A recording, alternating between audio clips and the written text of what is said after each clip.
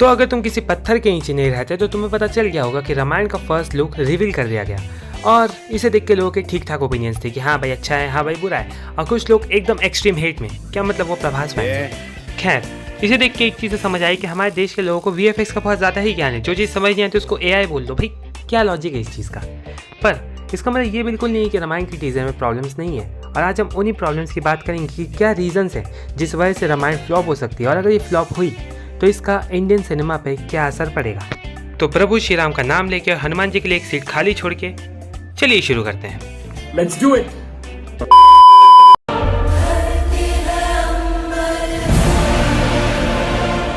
It's a global film from the day we start. I am not trying to make it to appease Indian people in India. मतलब भाई साहब हम अब जैसे Indians के लिए ये तो वो पिक्चर बना ही नहीं रहे हैं, क्योंकि इसके बाद इन्होंने ऐड किया है if people in the west don't like it I will consider that as a failure. यानी अगर फॉरेनर्स को ये पिक्चर पसंद नहीं आया तो ये पिक्चर एक फेलियर बन के रह जाएगा। तो मैं थोड़ा समझ सकता हूँ, क्योंकि 4000 करोड़ इसका बजट है, जो कि सिर्फ और सिर्फ इंडिया से रिकवर नहीं हो सकता। ठीक है, आपको फॉरेनर्स को इम्प्रेस करना है, तो आपने क्या किया है, हॉबिट के जायंट्स को लेके आए हैं, कुछ फ्रॉस्ट जायंट्स को पीछे खड़े कर दिए हैं, राम को एल्डन रिंग के मॉन्स्टर से फाइट करवा रहे हैं, और ताड़का के नाम पे हैरी पॉटर के ट्रोल को साड़ी पहने के राम के पीछे भगा रहे हैं। बहुत बढ़िया। नहीं मतलब क्या आप उनको रिलेटेबल फील करवाना चाहते हैं? और यही है ये मूवी का सबसे बड़ा प्रॉब्लम, ये जबरदस्ती हॉलीवुडिश होना चाहता है, जबकि रामायण को कल्चरली रूटेड होना चाहिए था, और इसी वजह से फिल्म पूरी तरीके से पिट भी सकता है। लेकिन राक्षसों को जैसा वाल्मीकि जी ने वर्णन किया है वैसा दिखना चाहिए था। सर के ऊपर 2 सींग, बड़े बड़े आंखें, हड्डियों का माला पहना हुआ, ऐसा मुद्गल लेके हुए, ऐसा दिखना चाहिए था।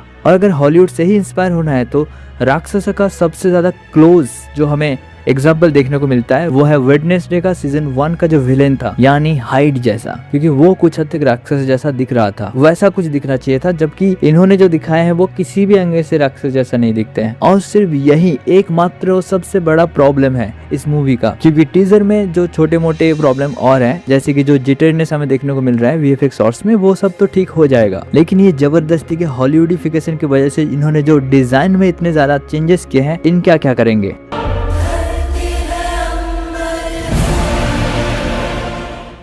So now the point is, जो कि सोशल मीडिया पे सबसे ज़्यादा छाया हुआ है कि रणबीर एज राम बिल्कुल भी सूटेबल नहीं है। उसके बदले अगर कोई और एक्टर होता तो और अच्छा सूटेबल हो सकता था। रणबीर को राम कैसे बना दिया, क्योंकि वो तो बीफ खाता था और उसका तो बैकग्राउंड भी बिल्कुल भी सही नहीं है। देखो मुझे इस चीज़ से कोई दिक्कत नहीं है कि रणबीर कपूर बीफ खाता था, ड्रिंक करता था, जो भी करता था, लेकिन बंदा एज एन एक्टर बहुत ही बढ़िया है। वो बंदा अपने काम को लेके बहुत ही ज्यादा सीरियस है, डेडिकेटेड है, और एक बहुत अच्छा वर्सेटाइल एक्टर भी है। तो मुझे इससे कोई दिक्कत नहीं है कि उसकी पिछली पर्सनल लाइफ कैसी भी रही हो, लेकिन उसने राम जी का कैरेक्टर प्ले करने के लिए ड्रिंकिंग, बीफ खाना सब कुछ छोड़ दिया। और एक एक्टर को उसकी एक्टिंग से जज करना चाहिए, ना कि उसकी पर्सनल लाइफ से। एंड जो लोगों को कहना है कि यार रणबीर कपूर के बदले कोई और एक्टर होता जो कि इसको और अच्छे से पोर्ट्रे कर पाता, तो देखो सुनो, पहली बात तो तुम ये कि रणबीर कपूर ने अपनी करियर में बहुत ही सारे मल्टीपल डिफरेंट कैरेक्टर्स प्ले किए, और जिन्होंने भी उसकी मूवी देखी है तो तुम लोगों को पता होगा कि वो कैसा एक्टर है, और वो अपने सीन्स में बहुत ही ज्यादा डेप्थ लेके आता है। एंड मुझे अभी तो फिलहाल नहीं लगता कि रणबीर कपूर के बदले कोई और दूसरा एक्टर राम जी का कैरेक्टर फिलहाल प्ले कर सकता है। रणबीर कपूर अपनी हर परफॉर्मेंस में 100% देता है, एंड मैं डेफिनेटली कहता हूं कि जब तुम लोग ये मूवी देखने जाओगे वो एज ए राम तुमको अपना 200% देगा। बस अब मैं बस यही कहना चाहूंगा कि एक एक्टर को उसके काम से पहचानना चाहिए, ना कि उसके पर्सनल लाइफ से या उसके पास्ट से।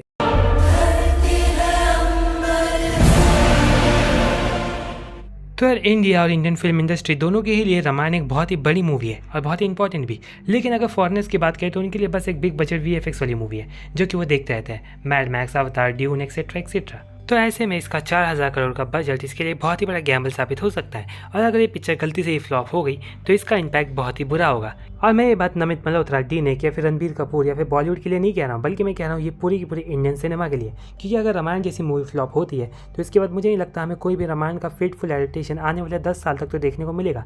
क्योंकि भाई 4000 करोड़ कोई छोटा अमाउंट नहीं होता, इसे रिकवर करना बहुत ज़्यादा मुश्किल है। और अगर ये पिक्चर पिट गई तो अगर ये पिक्चर फ्लॉप होती तो सिर्फ नमित मल्होत्रा नहीं, बल्कि भाई आमिर खान की महाभारत, राजमौली की महाभारत, और इनफैक्ट आदित्य धर की इमॉर्टल अश्वत्थामा, ये सारे प्रोजेक्ट्स कैंसिल हो जाएंगे। क्योंकि भाई भले रामायण या फिर महाभारत एक टाइमलेस हिस्टोरिकल एपिक है, लेकिन इसका मतलब ये नहीं कि भाई वो लोग इस पर अंधाधुंध पैसा इन्वेस्ट करते रहेंगे, क्योंकि भाई ultimately film making is the business, और बिजनेस तभी करते हैं जब उसमें प्रॉफिट दिखता है। तो भाई डेफिनेटली अगर ये पिक्चर फ्लॉप होती है तो ये इंडियन सिनेमा को आने वाले कई सालों के लिए कम से कम 50-100 साल पीछे ढकेल देगी, और हमें फिर से वही मीडियोकर मूवीज़ देखने को मिलेगी, जैसे कि वीर या फिर द्रोणा या फिर आदिपुरुष। सो या but we are positive people, हम लोग पॉजिटिव सोचेंगे। तो उम्मीद करते हैं कि रामायण ब्लॉकबस्टर होगी और रणबीर कपूर के करियर के साथ इंडियन सिनेमा को भी ग्लोबल लेवल पे लेके जाएगी। खैर आज की वीडियो के लिए बस इतना ही। आई होप कि तुम्हें वीडियो अच्छी लगी होगी। अच्छी लगी तो लाइक करो, चैनल पे नहीं हो डू सब्सक्राइब, कमेंट करके बताओ कि तुम रामायण के बारे में क्या सोचते हो, क्या रामायण फ्लॉप होगी या हिट होगी, या फिर जो भी तुम्हारा ओपिनियन इस चीज़ को लेके। So will see in the next one, तब तक के लिए अलविदा। Home, you're coming to my room. Home. I'm coming. Come.